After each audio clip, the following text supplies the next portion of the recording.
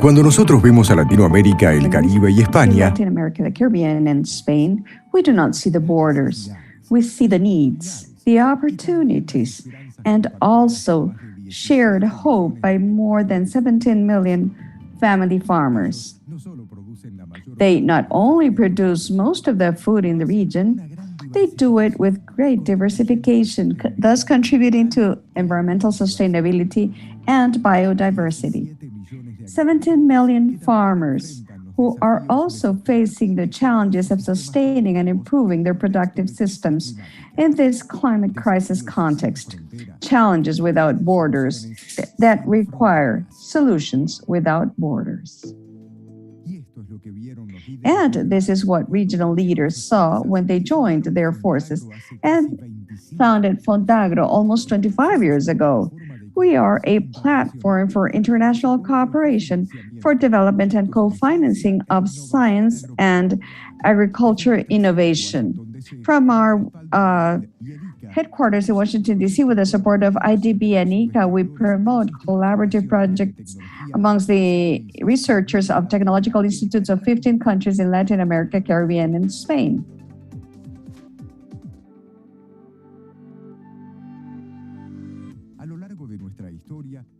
Throughout our history, we have contributed to 167 innovation projects with an investment of $124 million.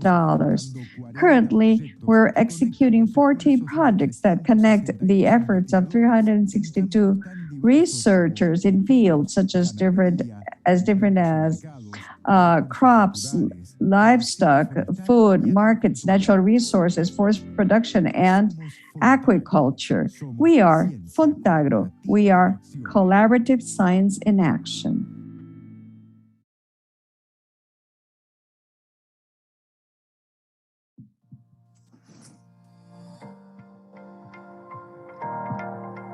In 1942, Henry Wallace, Secretary of Agriculture of the U.S., founded ICA, which years later would adopt its current name, Inter-American Institute for Cooperation on Agriculture.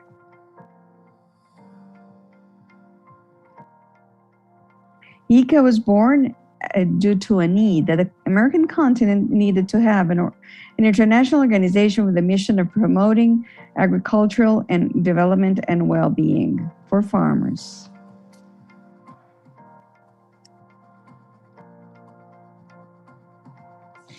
In its rich history of contributions to these objectives, ICA has been contributing and connecting knowledge, offering training, and executing projects that lead to sustainability. This way, it has achieved great impact that is translated into income for farmers.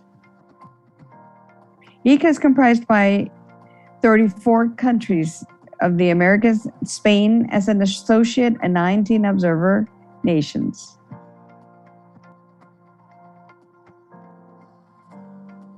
Along its history, in a world that is constantly changing, ICA has made great contributions to strengthening institutionality related to agriculture. It has a main role to guarantee the economic development and provide solutions. ICA works to build a more productive, inclusive, resilient, modern agriculture with the participation of youth and women.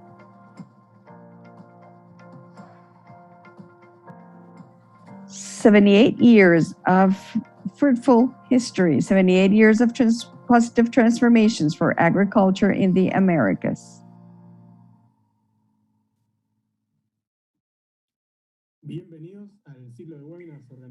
Welcome to this webinar cycle organized by Fontagro ICA and friends of this organization, Latin America and the Caribbean. My name is Leandro Daniel Covacho. The idea today is to focus on technologies for climate change. We thank the presence of Mariana Vasconcelos, CEO of Agromar, Walter Bitgen, Vice President of INA Uruguay, Alice Mungel, CEO of Bumitra, Maria Inés Di Napoli, CEO and co-founder of her organization, and participants and audience in general. For those of you who do not know, since 1978, Fontagro has funded 167 regional technical cooperation projects benefiting farmers, scientists, and other stakeholders in Latin America, the Caribbean, and Spain. The Inter-American Institute of Cooperation in Agriculture, ICA, is the organization that specializes in agriculture of the Inter-American system that supports the efforts of member states to achieve agricultural development and rural well-being. I open the floor to Eugenia Saine, Executive Secretary of Fontagro, and Federico Vert, main consultant of ICA, who are going to be the moderators today. Thank you very much, Leandro. Welcome all our panelists, special guests, our audience. For us, it's a pleasure and an honor to be able to have these spaces, one Friday a month, 45 minutes only, where we can really interact with those people who are the stakeholders of this whole digitalization process that's occurring in our agriculture, but especially in this opportunity when we are in the midst of the COP26, which will last until November 12th. It's key to be able to have this interesting exchange about these technologies, digital technologies, and how this digitalization process can help us in the agricultural and agri-food sector to try to improve in everything related to the environment, and especially in what is related to a more sustainable, more resilient agriculture. As Leandro recently mentioned, I would like to welcome Dr. Walter Bethen, member of our Executive Council, Maria Inés, Mariana, and Adit. Federico, go ahead. Thank you very much, Eugenia. Welcome and good morning to all. Thank you for joining us. It is a pleasure for me to have the chance to be talking once again to the stakeholders, to people who are pushing the borders of digitalization in agriculture in Latin America and the Caribbean. And as Eugenia was saying, what we want to do is to learn from experiences of our participants today and to inspire others to join us in this digitalization of agriculture. We think that technologies in general, digital technologies, particularly from ICA and Fontagro, generally speaking, are perfect for facing the challenges of agriculture, variability, and climate change. So that's why we are so excited about today's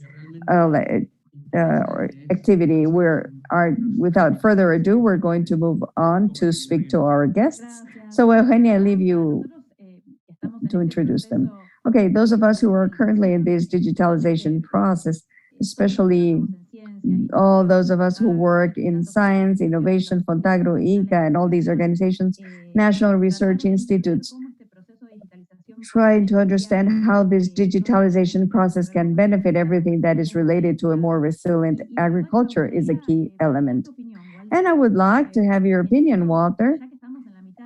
Since we are in the midst of this COP26, how do you believe all these technologies may help producers, scientists, and all these stakeholders that are parties to these agri-food chains, public, private? How do you think this digitalization process can really support us to improve the way in which we work or to discover new things?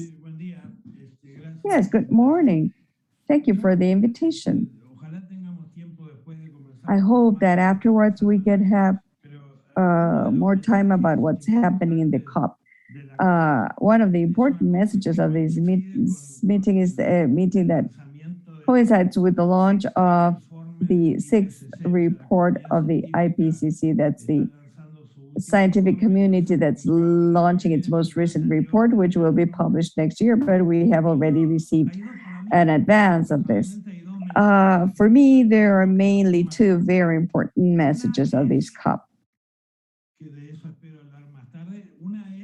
One is that there is a very good opportunity for having an immediate effect in global temperatures by reducing methane emissions.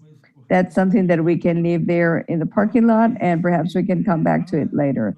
The other thing is there is no doubt that there is evidence that global warming is already affecting the climate in the planet. But what is interesting here is that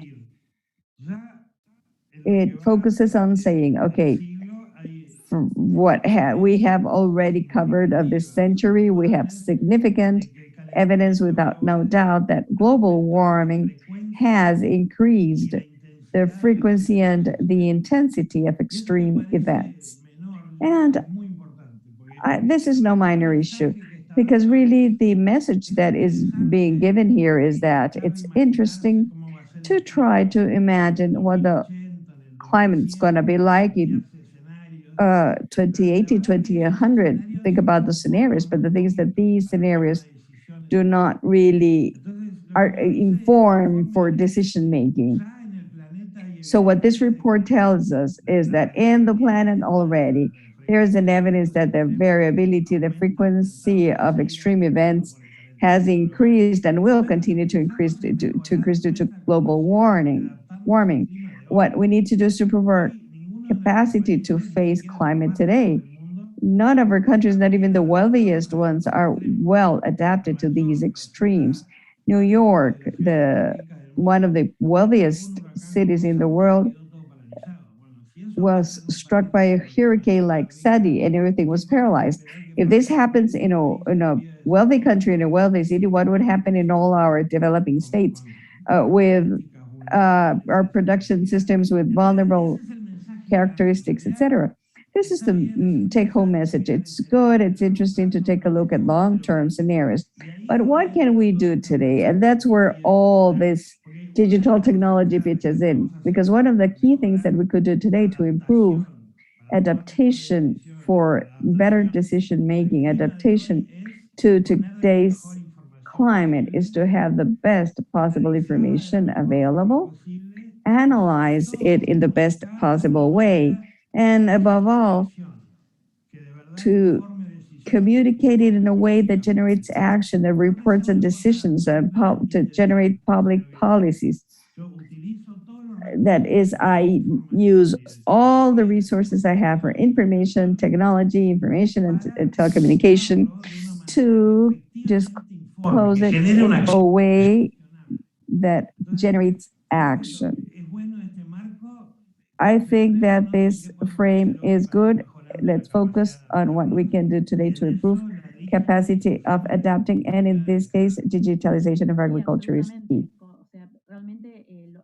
Yes, absolutely. We all see that the increase in frequency of these extreme events is modifying the way in which we think or the approach that we're having when planning agriculture.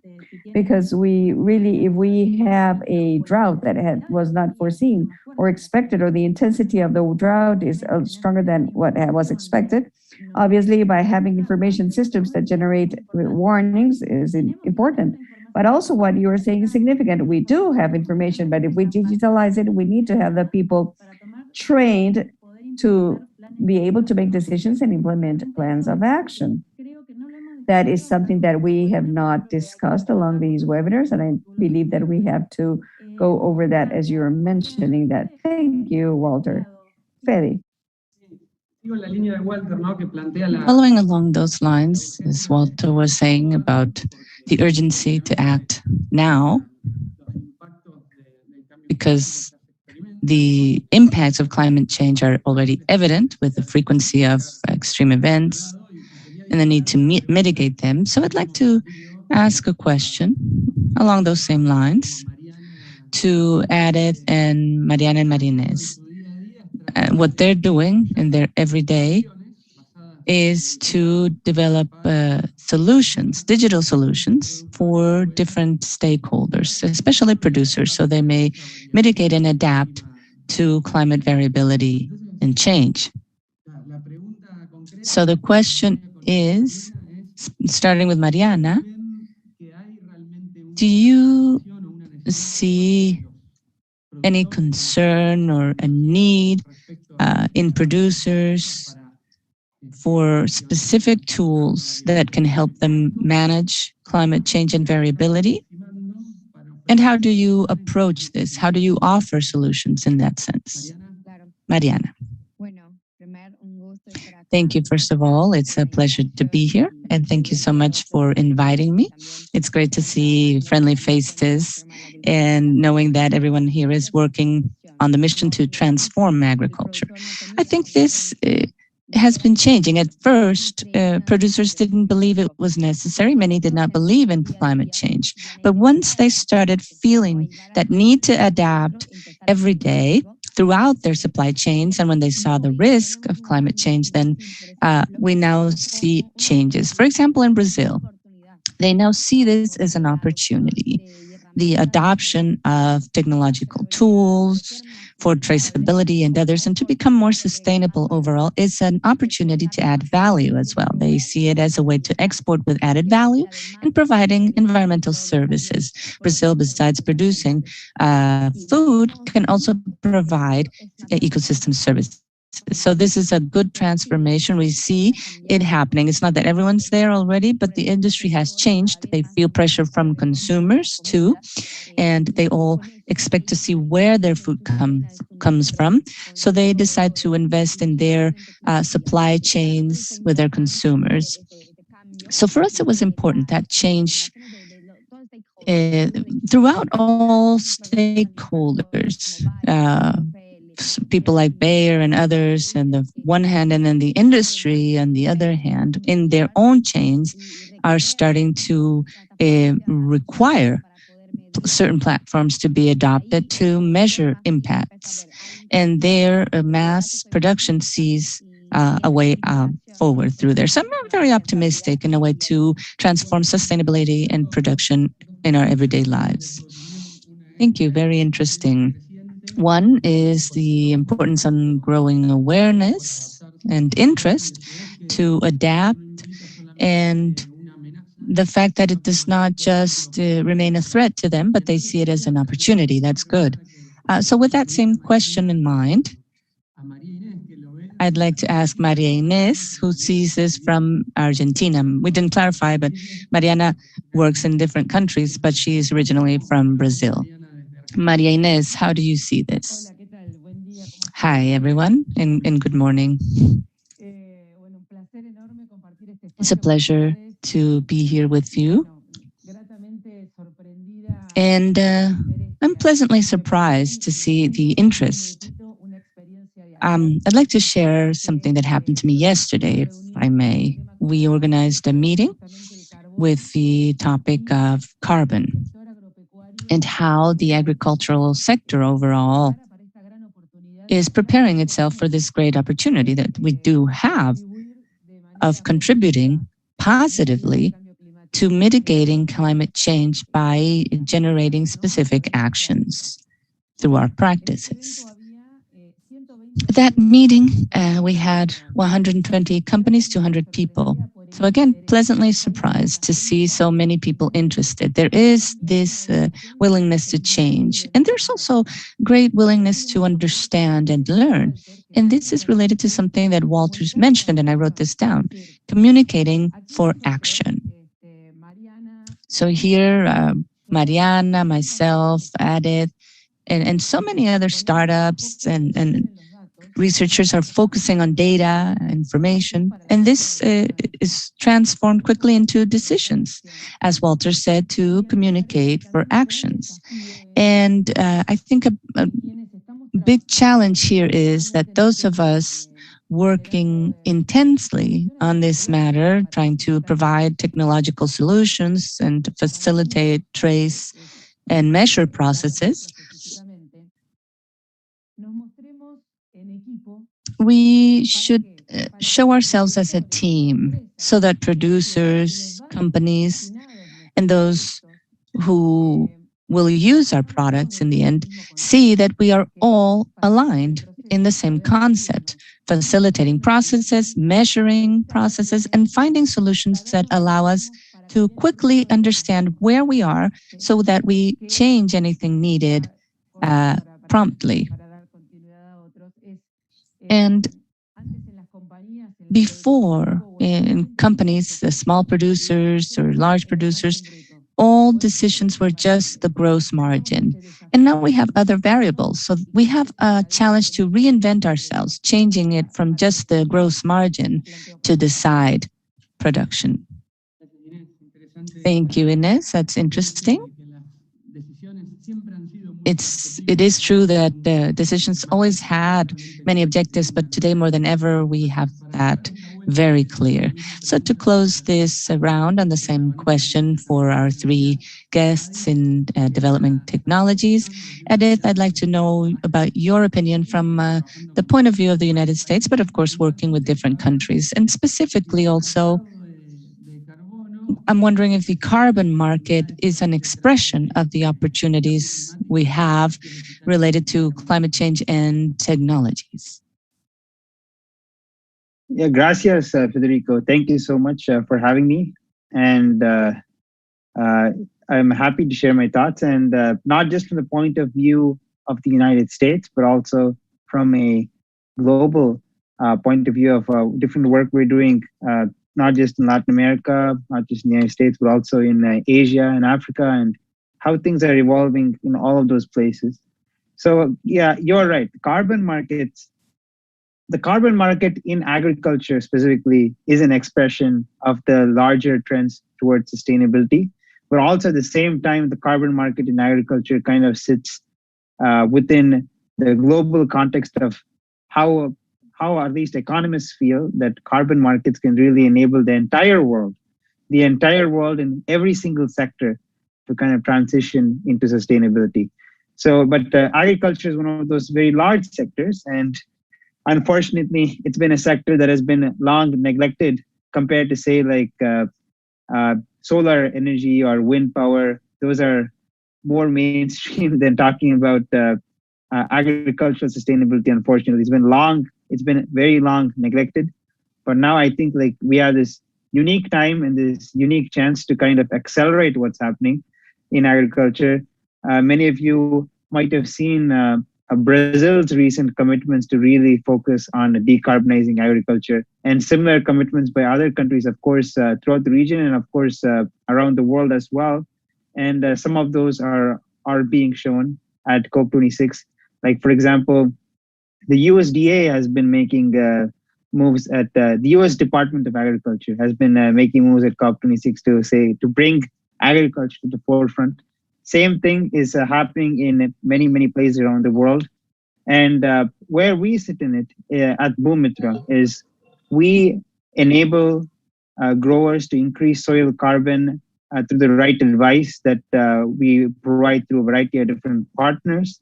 And then as they increase soil carbon, the amount of carbon in their soils, we are then able to measure that. We measure that soil carbon, and then we're able to turn that into third-party certified, internationally recognized carbon credits. And we measure it using satellites and AI to measure the soil carbon. That enables us to measure carbon credits, and then we sell them. And then after we sell these carbon credits, we're able to return back a significant piece of the value to the farmer. So this here itself is like an example of new kinds of business models being enabled in the age of sustainability in our current time in the fight towards climate change, where growers actually have a great opportunity to get a lot of additional revenue from carbon credits while also ultimately adapting. So there's both a mitigation aspect in our world of removing CO2 from the atmosphere and storing it in the ground, and also adapting. And I cannot stress how important adaptation is, because as was mentioned earlier in the conversation, I believe by Walter, we do not know how the climate is going to look like in 2080 or 2100.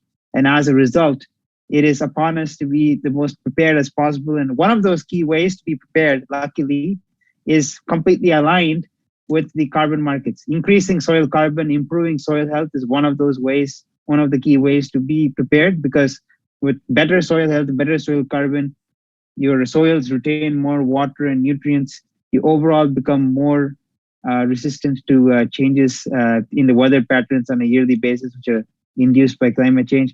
And overall, land is healthier, and the yields also react favorably when everything is put together in a holistic manner. So enabling that is probably, so climate change is the greatest challenge of our time, but enabling farmers in agriculture to adapt and mitigate climate change is probably the greatest challenge in the agriculture and food sector of our time, and especially doing this at a huge scale at the scale of the millions and millions of smallholder farmers as well, not just large farmers, but all the smallholder farmers.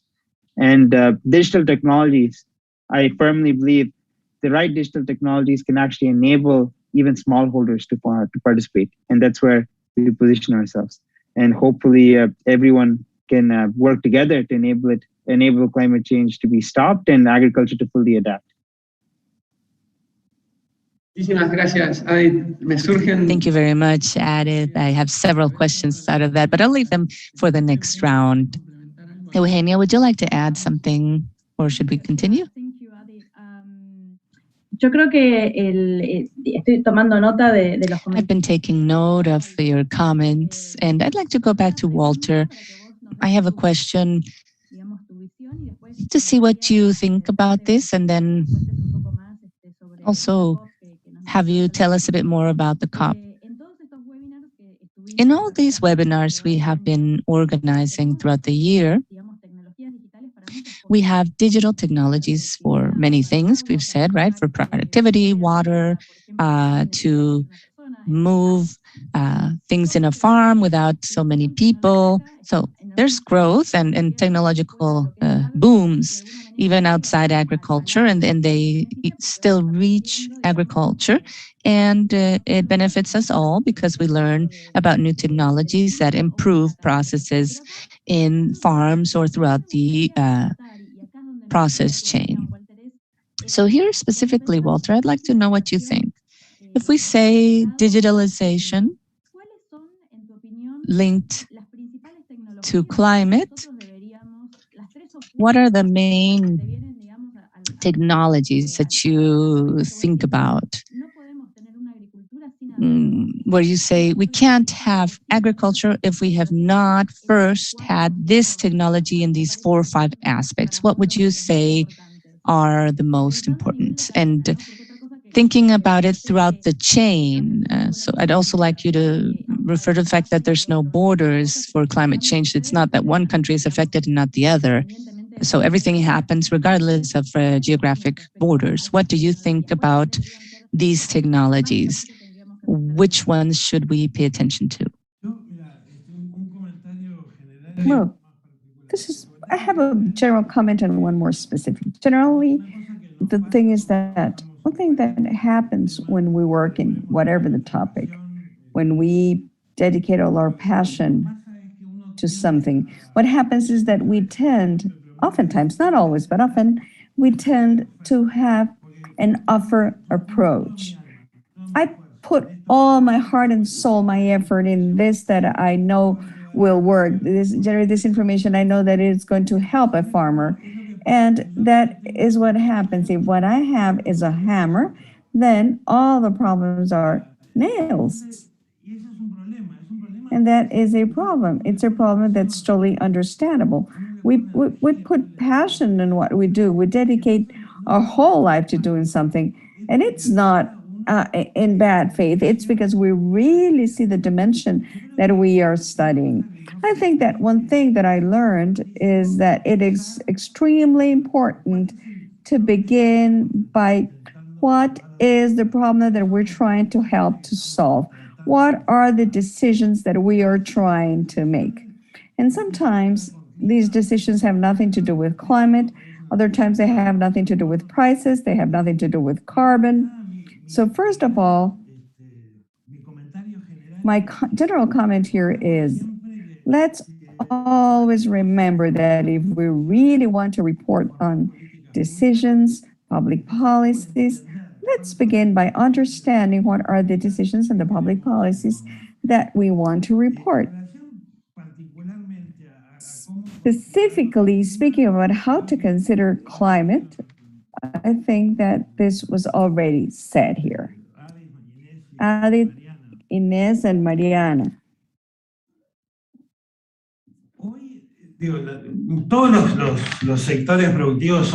All of our productive sectors are sensitive to climate change, but it's clear that there are some more important. We have never thought about thinking in a production system strategically or even taking daily decisions without considering climate associated risk. So once again, every support system for decision making has to include this climate factor in the best way possible, assessing risk, learning from our history, thinking 30 years back what interventions worked better, what are the best uh, forecasts, weeks to months, not for 2100, not 2080. That's a science fiction exercise. For 3 months, 2 weeks, how to use that information and characterize risk, classify them. The other thing that these systems are very good for, it would be for saying, okay, there is a series of risks that I can manage with technology and saying, as Adi said, by managing, diversifying, there are many things that I can manage. So let's clear that there is part of the risks that I cannot manage. That part that I cannot manage, I need to transfer in the way of insurance. So once again, these digital instruments are key to manage databases that are going to be classifying risk. And the better the information, the better will the policies be, which are necessary for transferring the risks that a farmer cannot handle. Thank you, Walter. This being possibility of reconstructing, rebuilding history is very important through data collection for full areas, and thus the importance of how all stakeholders should work, not only the producer, but the rest of the stakeholders that are related. And I would not like to leave this just from the side of the demand, from the market, because all this information, if we can recover information of improvements made in the factories that help improve carbon sequestration, etc., that can also have a positive impact in relation to the market. If in the future there are some needs of that kind that begin appearing. So really the digitalization processes, we see that these are not only going to benefit the farmer for incorporating it internally, but also it is related to an added value for the whole chain or even for the market. Thinking beyond and thinking more on this systemic approach or holistic approach. Federico, what do you think about this? Or should we move on to the other questions? Well, this is extremely interesting that you were talking about, which is what is the problem here as technology developers. Often as a developer, we fall in love with the solution and not the problem. So we end up generating solutions for problems that aren't there. So the question for Adif, Mariana, and Inés is go back to the beginning and ask you, what is the problem that you saw related to climate change and variability, and how are you using the digital field to try to offer a solution? In general terms, and specifically in relation to the solution that you're working on. Inés, you go first. Thank you, Federico. Look, I really liked this concept that when we have a hammer, you think that all the problems are nails. That is true because entrepreneurs, we all fall in love with our projects. And it's so much so that specifically in this, for this last solution that we developed related to the calculation of carbon balance in soil, our advisor said, stop, stop, stop, because it could be something that you think is so, and for the producers, they do not even have it in the radar because their problem is a different one. This is what made us carry out a survey. I'm telling you, if you're not from Argentina and you're hearing this webinar, we have an institution here, an organization that's called MySAR, and we asked MySAR to carry out together a survey. And what happened is that producers, companies, value chain, as Mariana said, we have talking about this concept that we need to think on a value chain of all the members of the agro-bio industry sector we're interested in. Now, a part of Sagadena, which is the producer's link, wanted to be measured and there was no way to do it in a simple, easy way.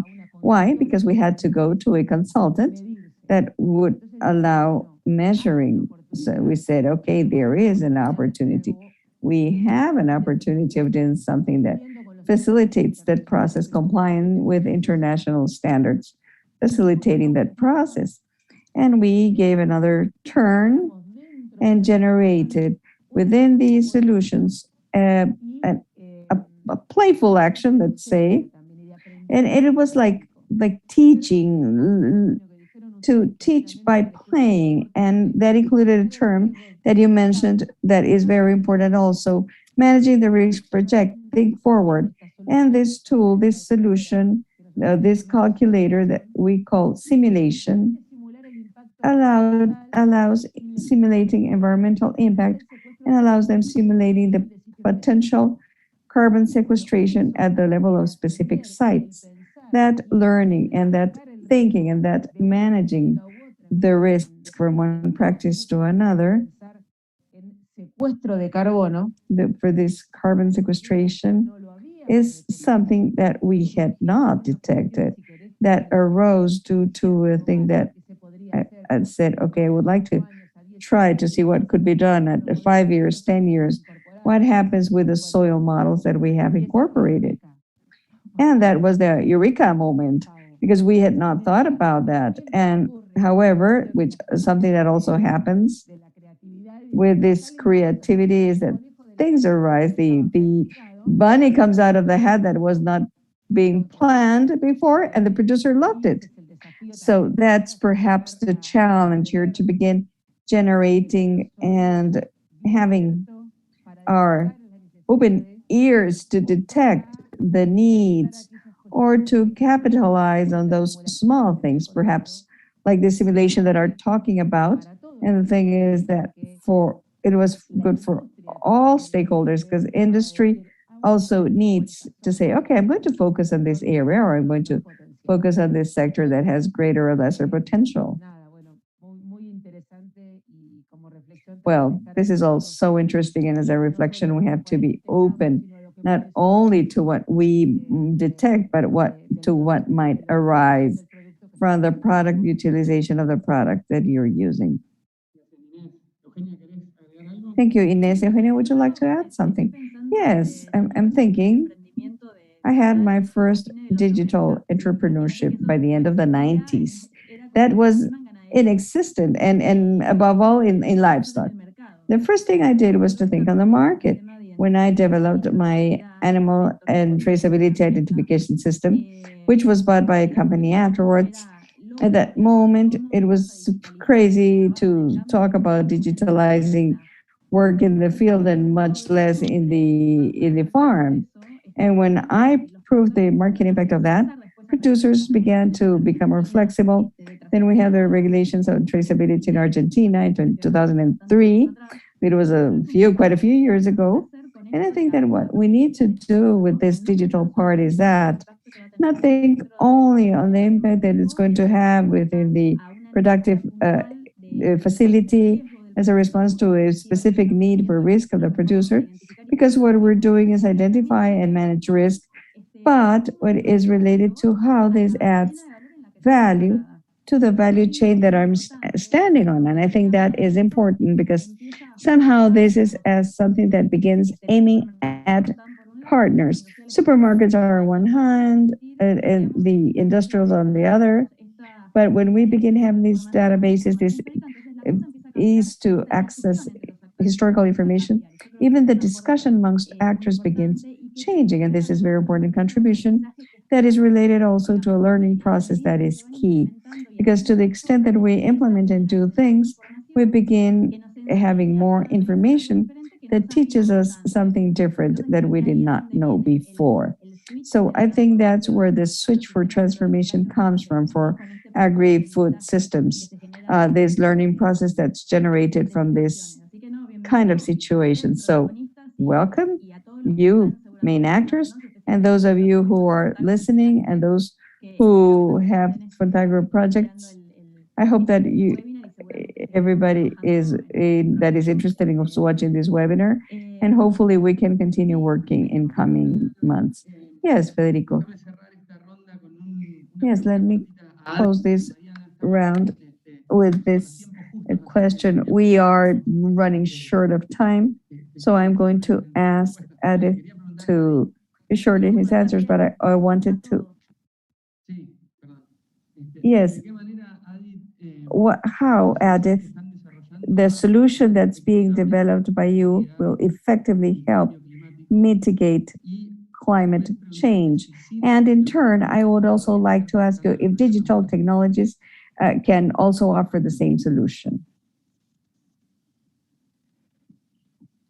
Yes, thank you, Federico, for the great question.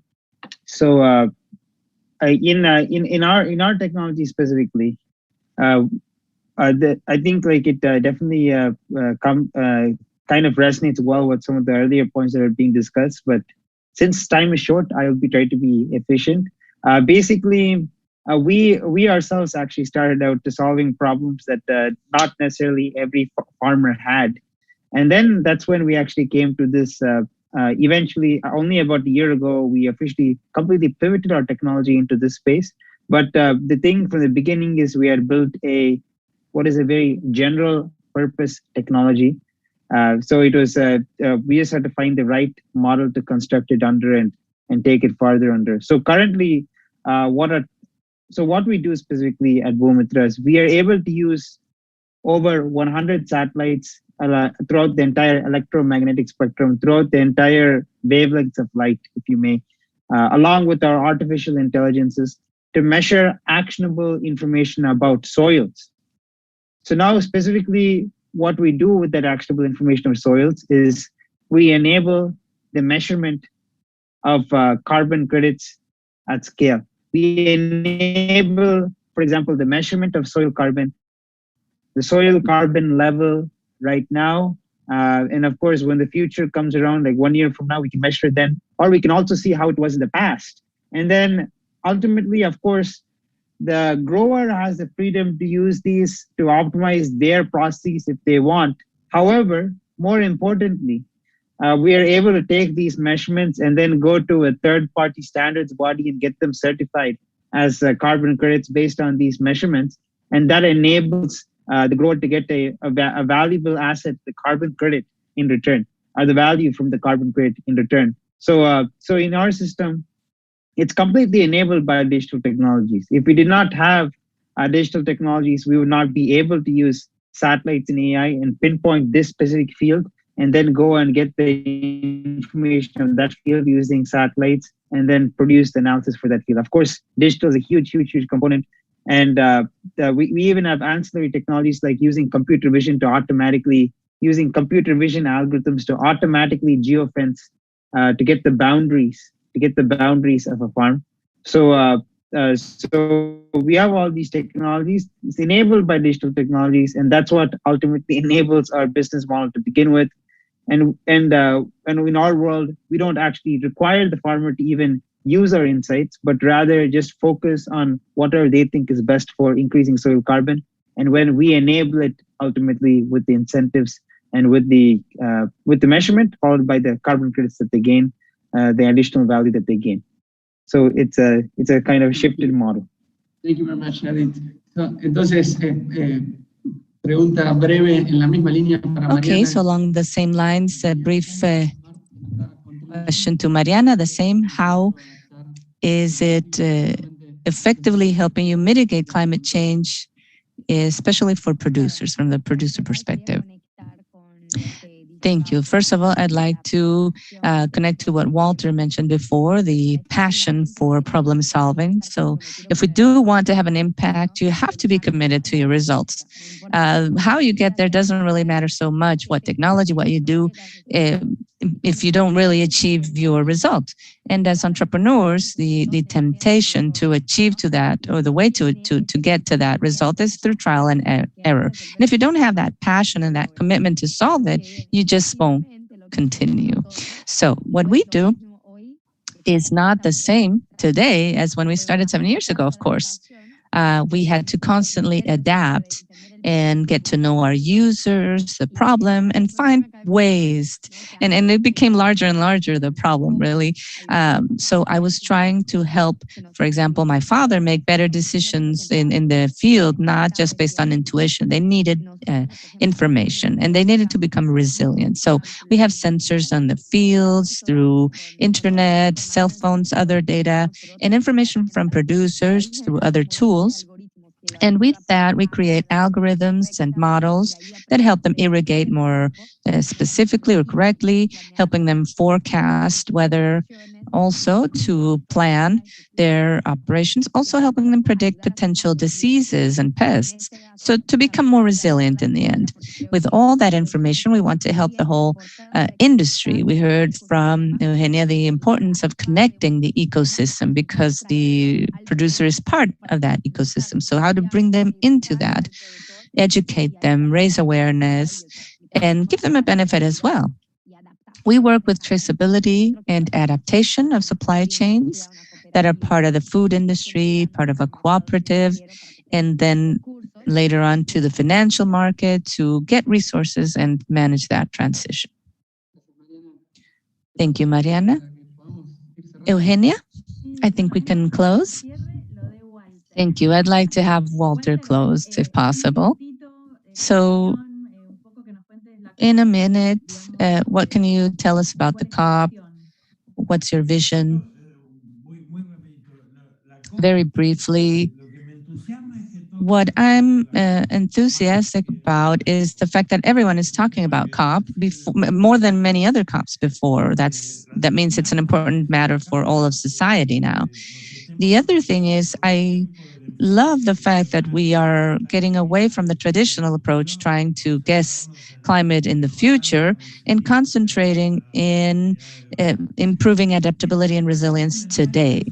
And the third thing is, when I see all these initiatives, such as the ones presented today by Ines, Adit, and Mariana, there's great enthusiasm as well.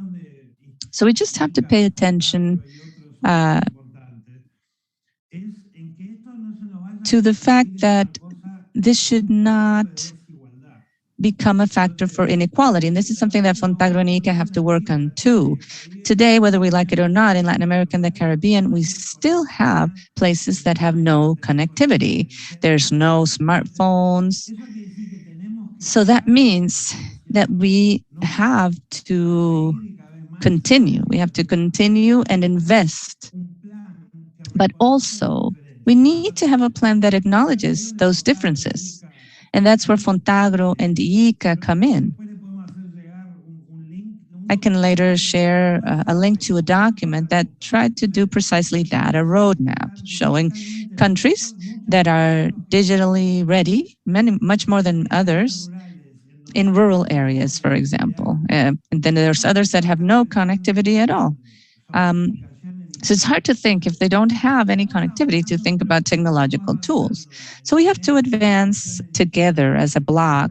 These digital innovations improve management, help us with gross margin and natural resources, but we have to keep in mind that we have needs for investment, infrastructure, connectivity to ensure this can bring an equal playing field and not create greater inequalities in this part of the world.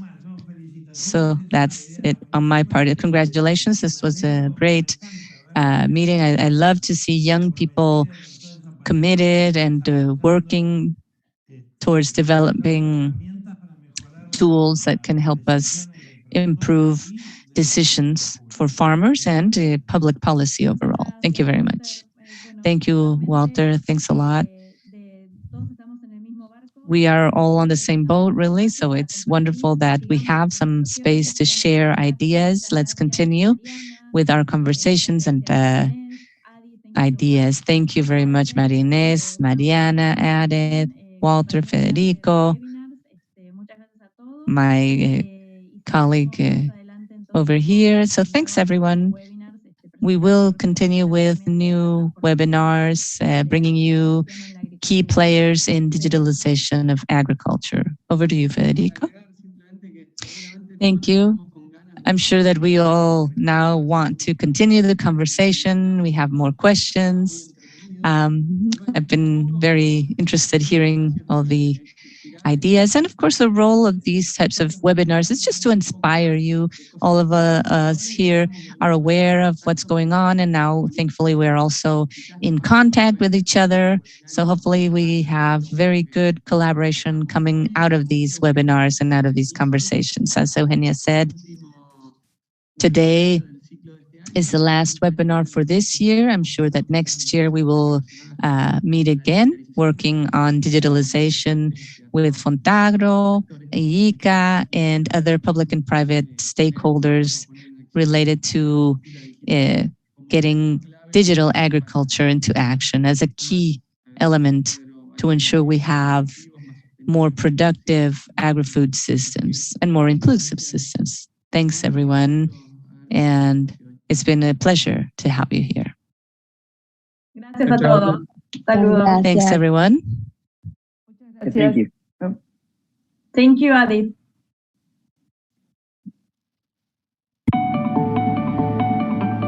Cuando nosotros vemos a Latinoamérica, el Caribe y España, When we see Latin America, the Caribbean, and Spain, we see no borders. We see needs and opportunities, and also the shared hopes of over 17 million family farmers. They do not just produce most of the food in the region, but they do it with great diversification, contributing to environmental sustainability and biodiversity.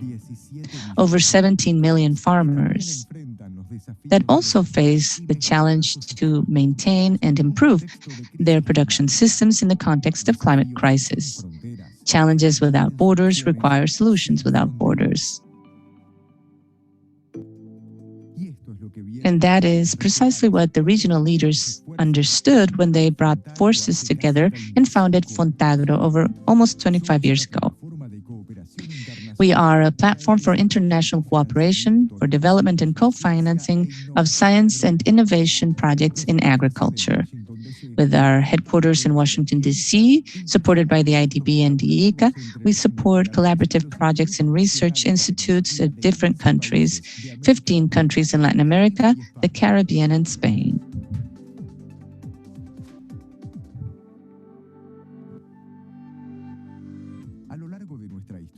Throughout our story, we have contributed to 167 innovation projects with investments of $124 million.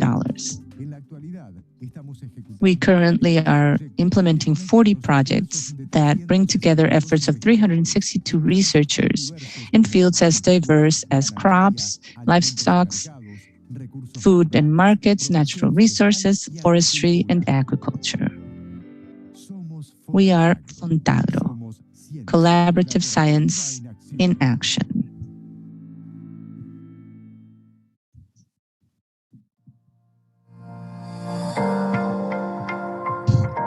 In 1942, Henry Wallace, Secretary of Agriculture of the United States, founded the Institute for Agriculture that later would adopt its current name, IICA, Inter-American Institute for Cooperation in Agriculture.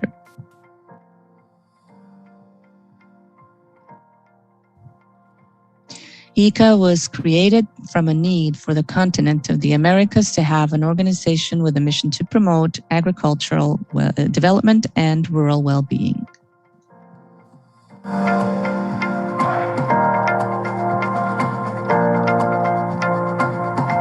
In In its rich history of contributing to these objectives, AgTech has supported knowledge, offering training, and performing different projects throughout the region. It has a positive impact that is translated into income and insertion in local, regional, and international markets for our producers. ICA is comprised of 34 member countries of the Americas, Spain as an associate country, and 19 observer countries.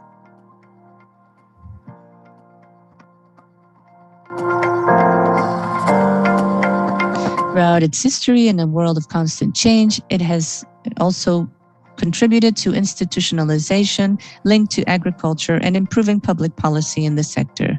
It has a leading role in economic development, providing solutions and fostering new technologies in agriculture.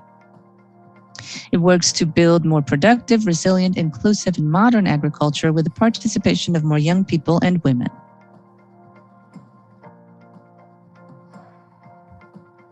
"78 years of fruitful history. 78 years of positive transformation for agriculture in the Americas."